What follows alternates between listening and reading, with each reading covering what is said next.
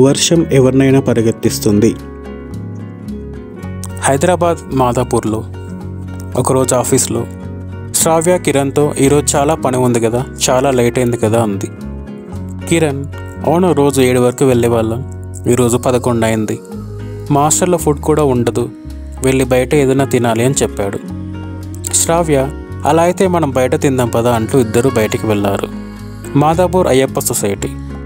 రాత్రి 12 గంటల వరకు స్ట్రీట్ ఫుడ్ దొరుకుతుంది. అక్కడే ఇష్టమైన ఫుడ్ తినేసి ఇద్దరు వాళ్ళ హాస్టల్కి వెళ్తున్నారు. శ్రావ్య హాస్టల్ వరకు వెళ్ళిపోగానే కిరణ్ కూడా తన హాస్టల్కి వెళ్తున్నాడు. అయ్యప్ప సొసైటీ నుంచి తన హాస్టల్కి వెళ్తుంటే దారిలో ఒక శ్మశానం ఉంటుంది. ఎందుకో తెలియదు కానీ కిరణ్కి ఆ శ్మశానం పక్క నుంచి వెళ్ళాలంటే కొద్దిగా భయంగా అనిపిస్తుంది. ఈ రోజుల్లో దయ్యాలు ఎక్కడున్నాయి, అంతా మన ఆలోచనలే అని ముందుకు వెళ్తున్నాడు. ఇంతలో ఒక్కసారిగా ఆకాశంకి చిల్లులు పడింది అన్నట్టుగా వర్షం, ఉరుములు, మెరుపులు, వీధులన్నీ జలమయమయ్యాయి. సరిగ్గా 5 నిమిషాలు పడితే చాలు హైదరాబాద్ గల్లీలు చెరువుల్లా మారిపోతాయి. కిరణ్కి నడవడం కూడా ఇబ్బందిగా అయింది. వరదతో మోకాల లోతు వరకు నీళ్లు ప్రవహిస్తున్నాయి. పూర్తిగా తడిచిపోయి అతి కష్టంగా వరదలో నడుస్తున్నాడు. అలా వెళ్తున్న కిరణ్కి బిగ్గరగా ఒక అరుపు విన్నాడు. ఆ అరుపు తన వెనుక నుండి వచ్చింది. ఓవైపు భీకరమైన వర్షం, ఉరుములు, మెరుపులు, వరద. అప్పుడే పవర్ కట్ కూడా అవ్వడంతో ఆకాశం నల్లగా, పైనుంచి నల్లటి రక్తం పడుతుందేమో అన్నట్టుగా చాలా భయంకరంగా ఉంది. ఇదే సమయంలో ఆ అరుపు వినిపించడంతో కిరణ్కి గుండె వేగం పెరిగింది. భయంతో చెమటలు వర్షంలో తడుస్తూ వరదలో కొట్టుకుపోతున్నాయి.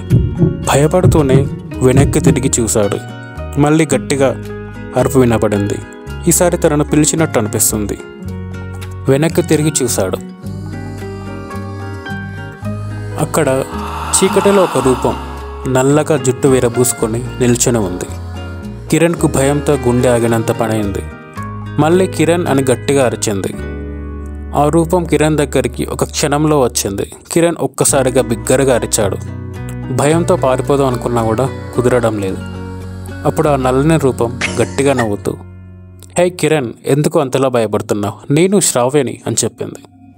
అప్పుడే ఒక మెరుపు మెరవడంతో శ్రావ్య మొహం చూశాడు. కిరణ్ కొద్దిగా శాంతించి, శ్రావ్య నువ్వా అని నమ్మలేనట్లుగా ప్రశ్నించాడు. శ్రావ్య భయపడింది చాలు కానీ త్వరగా పద అంది. కిరణ్ అయోమయంగా, ఎక్కడికి? నా హాస్టల్కా? ఎలా వస్తావు? బాయ్స్ హాస్టల్లో విమెన్స్ రాకూడదు. అయినా నువ్వు నీ హాస్టల్కి వెళ్ళిపోయావు కదా, మళ్ళీ ఇక్కడికి ఎందుకు వచ్చావు అని అడుగుతుండగానే శ్రావ్య తనని ఆపి, చెప్తా పద అంటూ ఇప్పుడు హాస్టల్కి కాదు, మా ఫ్రెండ్ రూమ్ ఉంది, అక్కడికి వెళ్దాం అని తీసుకెళ్తుంది.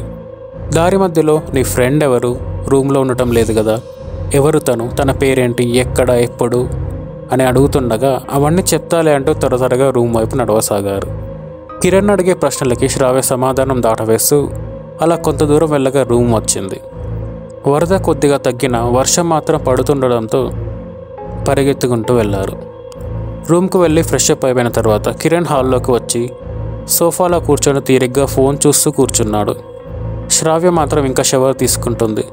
కిరణ్ మాత్రం శ్రావ్య గురించి ఆలోచిస్తూ బాల్కనీ వెళ్ళాడు. తనకి శ్రావ్య 2 సంవత్సరాల నుండి తెలుసు. పరిచయం అయినప్పటి నుంచి శ్రావ్య అంటే ఎంతో ఇష్టం.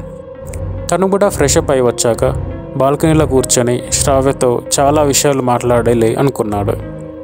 నిజంగా ఎంతో ఆహ్లాదకరంగా ఉంది.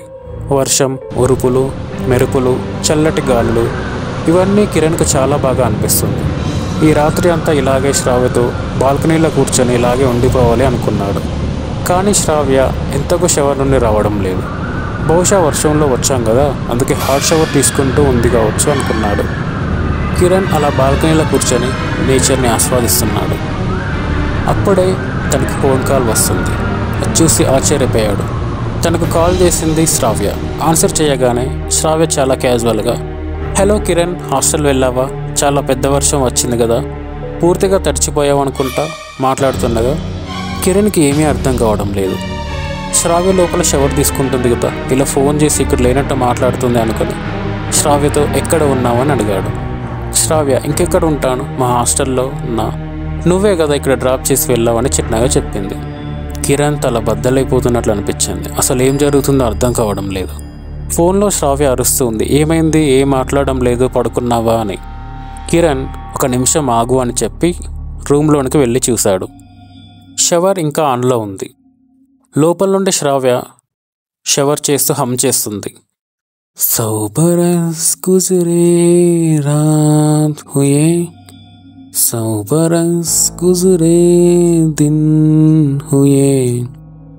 కిరణ్ వెళ్ళి షవర్ రూమ్ డోర్ ఓపెన్ చేశాడు. అక్కడ ఎవ్వరూ లేరు. షవర్ ఆన్లో ఉంది. ఒక్కసారిగా లైట్స్ ఆన్ ఆఫ్ అవుతున్నాయి. షవర్ నుండి నల్లగా ఒక ద్రవం రావడం మొదలైంది. అది నల్లటి రక్తంలా ఉంది.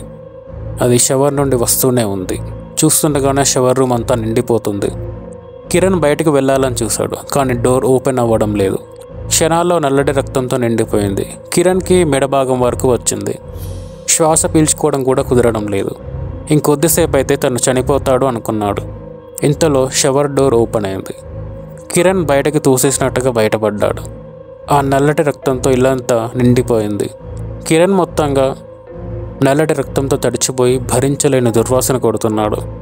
అది భరించలేక స్పృహ కోల్పోయేలా ఉన్నాడు. రూమ్ నుండి బయటకు వెళ్ళడానికి మెయిన్ డోర్ ఓపెన్ చేయబోయాడు, కానీ అది కూడా ఓపెన్ అవ్వడం లేదు. అప్పుడే ఒక వికృతమైన నవ్వు ఒకటి వినిపిస్తుంది. కిరణ్ తల పగిలిపోయేలా ఉంది.